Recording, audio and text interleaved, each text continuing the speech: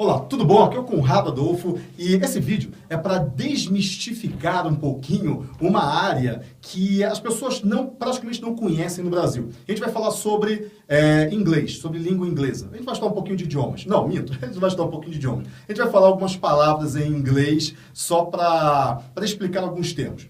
E por que isso? Em 2005, só para contextualizar um pouquinho o porquê disso, em 2005 eu comecei no mercado de SEO. Isso, eu estou no mercado desde 2005. Olha isso. Na verdade, eu abri minha agência em 2005, eu estou no mercado desde 2002, né? Faz 12 anos que eu estou no mercado de marketing digital, em indústria, né? Digital de maneira geral. Bom, mas isso não vem ao caso. A questão é, em 2005 eu comecei na indústria de SEO. SEO, o que é SEO, né? Vou escrever aqui. A indústria de SEO, né? SEO. O que é isso? Search Engine Optimization. Otimização para mecanismos de busca, que é você otimizar o seu site para o Google. E nessa época, o termo SEO americano, ele estava entrando no Brasil e um outro termo também estava competindo, entre aspas, com ele para ser o termo oficial. Hoje a gente sabe que SEO é o termo oficial, mas um outro termo era o termo MOB, que foi até cunhado, se eu não me engano, pelo Paulo, da WBI. E esses dois termos começaram a conviver concomitantemente. E no final das contas, nós sabemos que o termo vencedor, né, foi o termo SEO. Então, a gente tem hoje uma indústria de SEO, que é o termo americano. Não tem muita tradução para SEO, né? Quer dizer, otimização para mecanismos de busca. SEO é um termo fechado, um termo forte.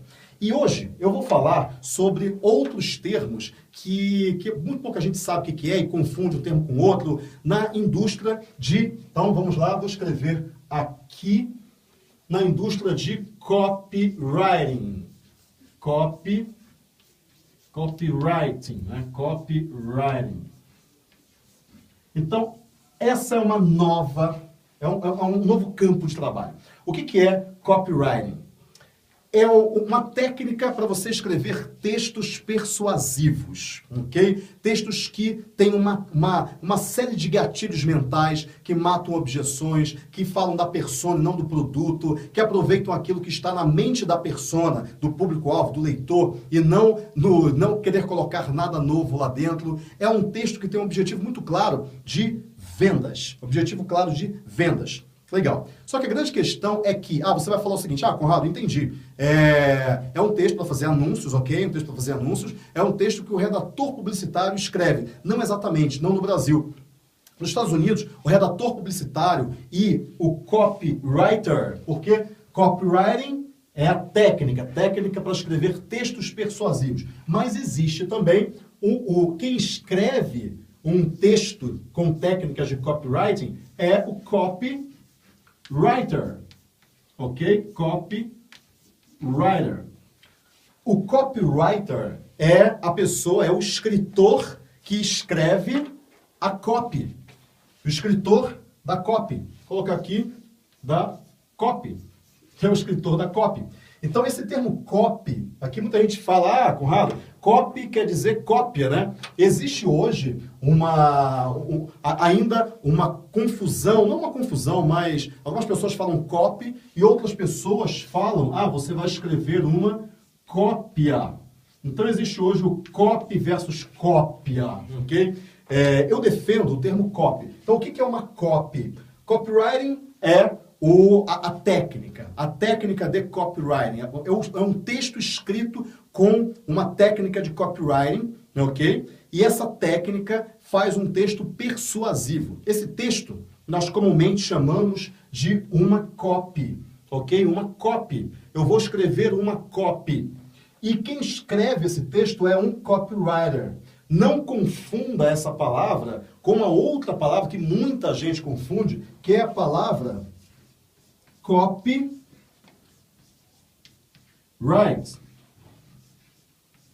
que são direitos autorais. Quer dizer, direitos autorais sobre a cópia.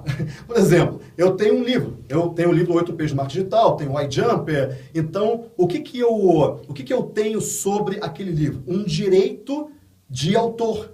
um direito autoral, o direito de autor. Então, com isso, eu recebo, por exemplo, meus royalties. Eu recebo mensalmente o que o livro vende, eu recebo uma receita, eu tenho uma receita mensal que é relativa ao quanto que o livro vendeu, porque eu tenho o meu direito de autor. Então, eu tenho o copyright, quer dizer, um direito autoral.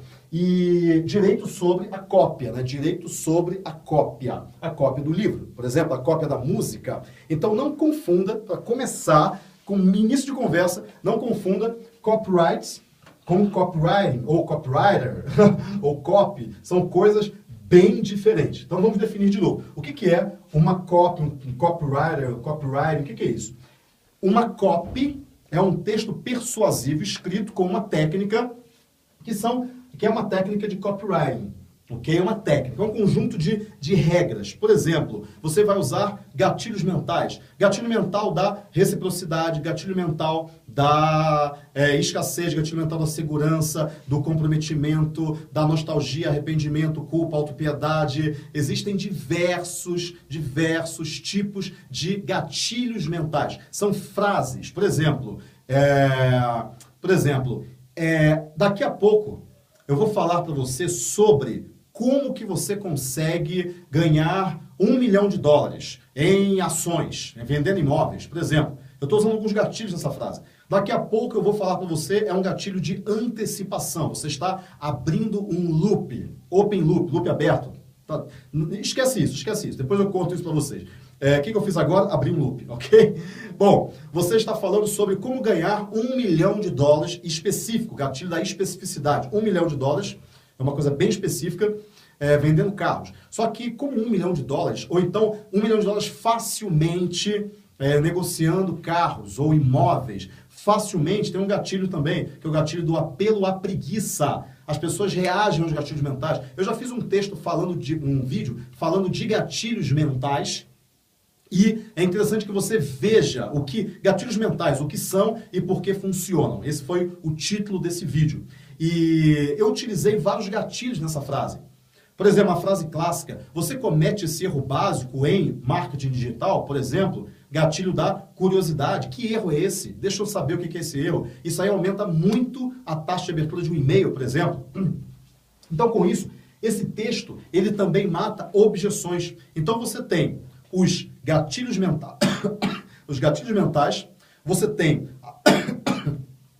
Desculpa, pessoal. Acho que é o giz. Gatilhos mentais, você tem objeções, você tem que matar objeções. Um texto de copywriting, ele mata, o copywriter, ele escreve matando objeções. Então ele escreve, por exemplo, para que você mate a objeção do não confio no vendedor, ou então a objeção de e se eu não gostar desse produto, ou então e se alguém souber que eu comprei esse produto, ninguém pode saber, ou então, e tem por aí vai, entrega fora do país, como é que eu vou ganhar dinheiro com a bolsa se a bolsa está em baixa agora? Então existem diversas técnicas para que você, o escritor, o copywriter, o escritor da copy, você escreva um texto que convença as pessoas a alguma coisa. E alguma coisa não é só comprar algo, não. Pode ser, eu quero que a pessoa clique nesse link, eu quero que ela veja esse vídeo, eu quero que ela comente esse post.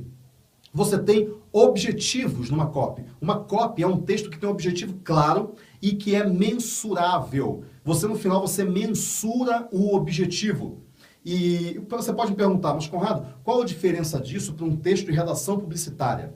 No Brasil, nos Estados Unidos, a coisa é diferente. Vamos falar no Brasil. No Brasil, o papel do redator publicitário, ele trabalha muito mais o brand, trabalha muito mais a marca, tornar a marca memorável, ok? Do que escrever um texto voltado exclusivamente para vendas. Uma copy é um texto voltado para vendas. É um texto voltado para ter um resultado tangível, rápido, mensurável ali na hora. E isso daí faz com que a redação publicitária no Brasil, ela se distanciou um pouquinho do que é o texto, uma copy, o texto de copywriting nos Estados Unidos.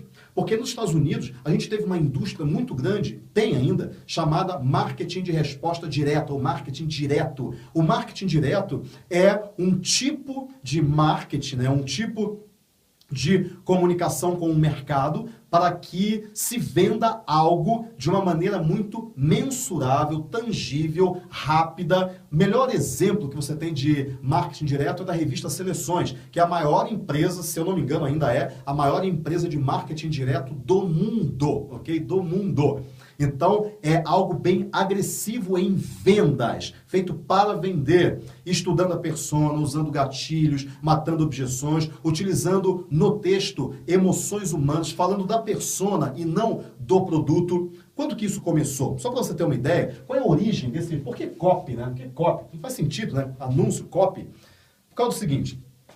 Segundo, eu gosto muito de pesquisar a origem das palavras. E como a gente está falando de uma indústria de palavras, porque isso aqui é palavras que vendem, ok? Como a gente está falando de uma indústria de palavras, é interessante pesquisar a origem das palavras, certo? Uma das primeiras menções a copy, segundo o Oxford, dicionário Oxford, ele é de 1484, ok? Se eu não me engano, 1480 e alguma coisa, 1486, por aí. E eles mostravam que tinha a copy, né? A copy e copy. Copy era a cópia de algo original. O que era o original? A copy. A copy era algo original. Né? O artigo definido, a. E com isso daí, depois o a copy perdeu sentido, sumiu, né? Imagina falar, isso aqui é a copy, isso aqui é só a copy, ok? Não faz muito sentido, as pessoas confundem. Então, no final, aquele a, artigo definido, caiu e não artigo definido, o a, né? Né? Ele caiu e, no final das contas, a gente ficou com copy, a palavra copy. Pronto, a palavra copy. Então, com isso daí, a gente acabou, ao longo do tempo, juntando copy como o texto original e copy como cópia, e no final virou copy, cópia. O texto original virou texto ou qualquer outra coisa. Mas por que isso? Porque as pessoas copiavam os anúncios. Não vamos pensar no anúncio que a gente conhece hoje, né, do século XXI, tecnologia de ponta. Não, vamos pensar no anúncio de 1500, 1600. O anúncio, um tipo de anúncio que a gente não conhece hoje, ok? É uma outra coisa. Pensar em 1700. Quer dizer, as pessoas copiavam mesmo. Não tinha tipo para imprimir em massa. Na verdade, até já tinha, né? Mas em 1484 já tinha, já. A imprensa foi em 1400 alguma coisa. Bom, Gutenberg, né? Mas tudo bem. De qualquer maneira, não estava em massa isso. As pessoas copiavam mesmo. Então, era um copy boy, né? Era uma pessoa que copiava, um copiador. Okay? A pessoa que ia lá e copiava mesmo. Então, ele fazia cópias de uma a-copy, né? De uma e-copy, da cópia original, né? Só que depois o copy ficou muito maior, né, do que a copy como original, né? Copy, a palavra copy, a cópia mesmo. Então as pessoas copiavam, Por isso que tem o nome de cópia, tudo bem?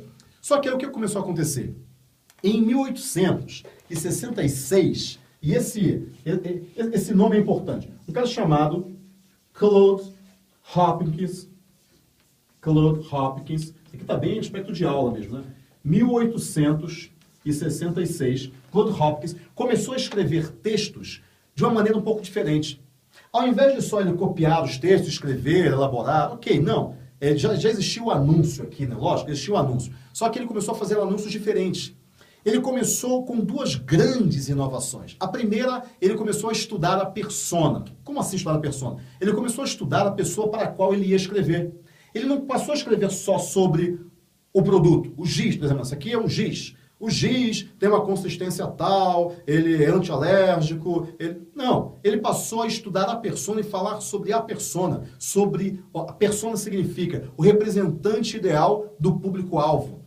Aquela pessoa, homem, 45 anos, professor, que precisa transmitir a mensagem dele de uma maneira muito mais efetiva, muito mais intensa, muito mais emocional, e ele gostaria de desenhar, mas não existe um mecanismo para isso, e aí criamos o giz, por exemplo, né? E aí eu vou falar sobre o giz. Não, ele vai falar sobre o professor. Então, imagine que, uma cópia, imagine que você consiga passar a sua mensagem de uma maneira muito mais intensa para os seus alunos e com isso não só fazer com que a sua mensagem seja mais lembrada, como você ser reconhecido como um excelente professor. Imagine você ficar na mente dos seus alunos como aquela pessoa que realmente mudou a vida deles. Por quê? Porque a sua mensagem foi recebida 100%. Uma mensagem recebida na totalidade, não quando você simplesmente fala, mas quando você utiliza todos os sentidos do aluno para que ele capte a mensagem. E quais seriam esses sentidos principais? A audição, o que você fala, e a visão, o que ele vê. Só que ele ver você não faz com que ele capte a mensagem. Mas quando ele vê um quadro negro escrito num giz muito mais claro, com uma cor muito mais viva, ele grava muito melhor. Então, com isso, você, professor, você de posse desse instrumento muito simples e muito barato, você vai conseguir ser um professor muito mais efetivo, muito mais lembrado e muito mais reconhecido na mente do seu aluno. Quer dizer, eu não estou falando do giz, eu estou falando do professor. A copy, o texto persuasivo, ele fala muito mais de quem está lendo do que do produto. Isso é uma copy. E o Claude Hopkins, ele começou com isso, ele começou a falar da persona, ele começou a falar da pessoa que está lendo. Essa foi a primeira grande inovação do Claude, né? Parece que a gente é super amigo do Claude, né? Em 1866, final do século XIX, para anúncios. E ele fez uma segunda inovação também. Ele começou a testar os anúncios. Ele começou a fazer o seguinte: tá, eu tenho aqui um texto 1 e o texto 2. Qual que é melhor? Não sei. Não sei qual é o melhor. O que eu vou fazer? Eu vou colocar os dois textos no mercado, 2 tiragens de revista, por exemplo, e vou testar qual que vende mais, colocando um número de telefone diferente, uma caixa postal diferente em cada um, só para testar. E aí, de repente, o texto 1 teve uma resposta direta, marketing de resposta direta, muito maior do que o texto 2. Ele falou, nossa, esse texto deu muito mais certo. Por que ele deu certo? Ah, porque a headline, a manchete do texto, ela está muito mais incisiva. Ela está falando de reconhecimento, ao invés de falar de ensino. Digamos que a manchete, né, a chamada principal do texto 2 está falando de seja um professor que ensina melhor. E a outra está, seja reconhecido como um professor de sucesso, por exemplo. E a um deu assim, nossa, então quer dizer que reconhecimento é uma emoção que o professor ele gostaria muito mais do que só ensinar. Vamos trabalhar mais a emoção no texto. E aí ele escrevia outro texto e testava. Agora é o texto 1 versus texto 3. Colocava, nossa, o texto 3 ganhou. A gente estava certo. De fato, o reconhecimento para o professor é algo que conta muito mais do que ele só ensinar. Agora vamos pegar isso e vamos trabalhar texto 4, texto 3 e texto 4. Testava. Nossa, o texto 3 continuou ganhando. Então, com isso, ele começou a testar os textos, testar o texto. Por quê? Porque ele queria saber qual era o texto que dava maior, a melhor, a resposta mais intensa. E com essas duas inovações, a questão de olhar para a persona e a questão de testar as copies, os textos, ele criou uma nova área, ele criou uma nova técnica. Ele é um dos pais do copywriting, tá? Ele criou o copywriting, ok? E tem até um livro dele chamado Scientific Advertising, que é um livro clássico, né? Um livro antigo, né? Clássico, mais clássico, de copywriting e essa questão de testar os anúncios. Então, com isso, ele criou uma área chamada copywriting. E quem escrevia o texto, que seria um texto, né? Um texto persuasivo, esse profissional que escrevia textos de anúncio, ele é diferente do profissional que escreve notícias. Só que os dois escreviam textos.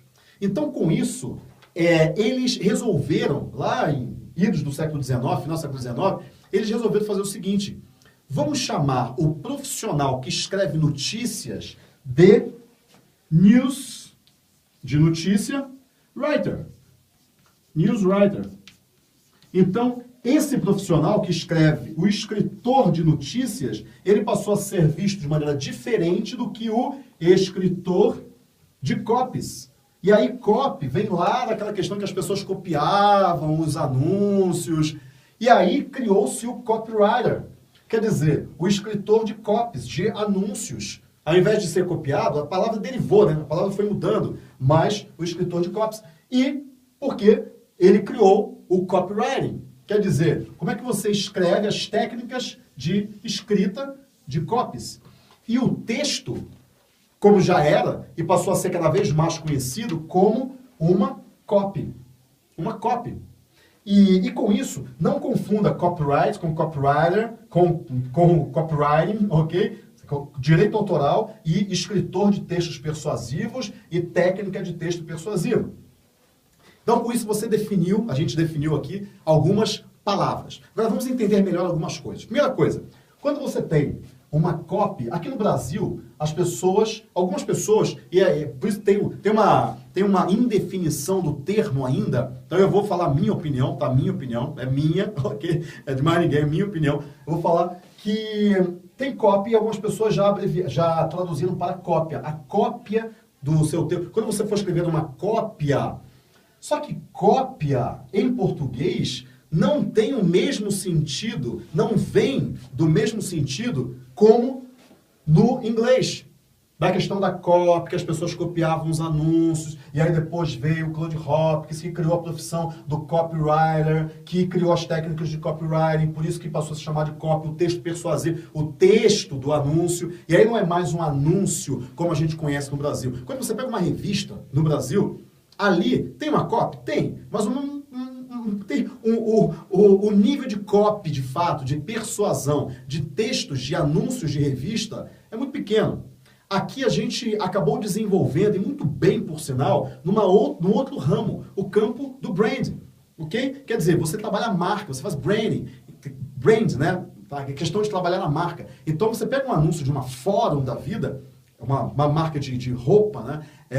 Uma Zara, basicamente é uma foto de uma mulher com aquele ar blasé, aquela boca meio aberta assim, aquela perna pro alto assim, e ela com uma roupa super transada, num ambiente super diferente e tal, e acabou. E aí tem lá, Zara. Acabou, assinatura. É a foto, é o branding. Não é a questão do texto. Ao contrário disso, o David Ogilvy, em 1900 bolinha, ele escreveu um anúncio para Mercedes-Benz que tem a página de revista, tem uma foto da uma Mercedes aqui em cima e embaixo, na maior parte da página, 4 colunas de texto, letra miúda e texto mesmo. Não era aquela coisa de compra uma Mercedes, a Mercedes, assim, não, era texto. E esse anúncio, inclusive, foi um dos anúncios que mais vendeu Mercedes em toda a história da Mercedes-Benz de todos os tempos. Foi o grande anúncio do Ogilvy. Aliás, o Ogilvy era excelente em diversos aspectos, inclusive copy, que ele era um dos melhores. Então, quer dizer, quando você tem um texto persuasivo, nos Estados Unidos, ele realmente é um texto. Aqui no Brasil, ele tem uma redação publicitária que pegou um outro ramo. Se pegou o ramo da marca... Os redatores publicitários no Brasil acabam trabalhando muito mais a questão de tornar aquilo memorável do que fazer com aquilo venda. Estados Unidos é venda. Tem que fazer vender o tempo todo. Então, não importa se o texto é feio, se tem muito texto, se a letra é miúda, não. Importa que ali tem todos os argumentos da venda. Mata objeções, tem gatilhos mentais, tem as emoções, trabalha com a emoção de poder, de estar junto aos vencedores, aceitação social, várias emoções que existem. Então, com isso daí, você trabalha muito mais nos Estados Unidos. O texto que tem a copy, né, o texto persuasivo, texto. E aqui no Brasil, a redação publicitária acabou derivando para um outro ramo, que é o ramo de trabalhar a marca, ok? Não tem nem certo nem errado, na verdade o ideal é você unir os dois. Mas a grande questão é que não se desenvolveu aqui no Brasil o copywriting. Até agora. Até agora. Não agora, né? Até essa época agora. Por quê? Porque lá nos Estados Unidos, como eu falei, a gente teve a indústria do marketing direto. E o copywriter, o escritor de copies, o escritor de textos persuasivos, ele teve um grande ápice na indústria do marketing direto, indústria do marketing de resposta direta. E esse escritor com essas técnicas, você não precisa ser, Conrado, eu sou tímido, eu não posso ser um copywriter. Não, você pode, porque é método. Conrado, eu não sou um bom vendedor, então eu não posso ser um copywriter. Não, você pode sim, porque é método. Conrado, mas eu não sei falar em público, eu não tenho o dom da oratória, da palavra. Não precisa, porque é método.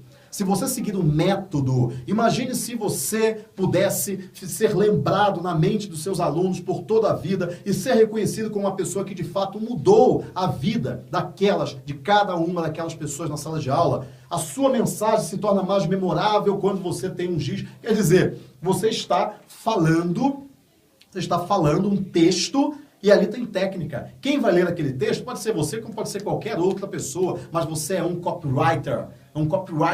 Você converte palavras em números, em milhões. Existem cartas de copywriting, né? Existem cartas escritas por copywriters, existem copies norte-americanas que são as que vendem milhões de dólares por ano há 50 anos. É a mesma carta, é o mesmo texto para vender um determinado produto, é o mesmo texto. Há 50 anos que aquela carta é imbatível, é a mesma carta. A gente fala carta de vendas, né? Que é um texto de vendas, que é uma copy. Aquela copy é a mesma. Então, quer dizer, foi escrito por alguém que era um Machado de Assis? Não, provavelmente não. Aliás, muito provavelmente não, porque não é um texto literário. É um texto voltado para vendas. Não é um texto cheio de palavras complexas. Pelo contrário, você tem que falar a linguagem de quem está lendo. Então é um texto simples, é um texto direto, objetivo, falando das dores, dos problemas, das necessidades, dos desejos daquela pessoa que está lendo. Não é falando sobre o produto, o giz, não. É falando sobre a pessoa. É falando sobre as dores que ela tem e como que o produto vai resolver essas dores. Então, com isso, o copywriting, ele é uma técnica que você não precisa ser um orador, um vendedor, ou então, eu sou tímido, então eu não posso. Não, é uma técnica, é um método. E saiu uma pesquisa nos Estados Unidos que mostrou... Eu esqueci o nome da empresa, mas é uma empresa de carreira, de pesquisa de carreira. E em 2007, nos Estados Unidos, aqui a gente começou agora, nos Estados Unidos já tem 150 anos, mais ou menos, e... saiu uma pesquisa falando sobre que a profissão de copywriter ia ser uma das 5 profissões mais quentes no mercado norte-americano na indústria de comunicação e marketing, né? Um dos 5 das profissões mais quentes nessa indústria. Porque é uma profissão que vende qualquer coisa. Se você sabe trabalhar o texto persuasivo, com as técnicas, os gatilhos, as objeções, as emoções, fazendo a jornada do herói, se você sabe fazer tudo aquilo, todas as técnicas de copywriting, você vende até gelo para esquimó, você vende o que você quiser. Tem um profissional de marketing, por exemplo, eu falei isso já, que ele falou, se eu tivesse que escolher, se eu tivesse que ensinar uma profissão para os meus filhos, eu ensinaria ele ser um copywriter. Porque se ele for um bom copywriter, ele nunca vai morrer de fome. Se ele for um bom copywriter, ele sempre vai vender aquilo que ele quiser para quem ele quiser. Então, com isso daí, para a persona correta, né? Então, com isso daí, essa profissão, lá nos Estados Unidos, em 2007, foi considerada como uma das 5 profissões mais quentes dos próximos anos. Aqui no Brasil, ela está começando. Só que a gente está começando com uma grande vantagem. 150 anos de aprendizado. Em 1866, Claude Hopkins e outros, eles foram testando muitas coisas. Aqui a gente já tem todos os testes prontos. E são esses testes que a gente usa para, adaptando o mercado brasileiro, lógico. Eu tenho um curso chamado Copy Samurai, que copy de copy, né? Que fala exatamente sobre copywriting. Acho que é o único curso de copywriting, mesmo de técnicas de copywriting no Brasil.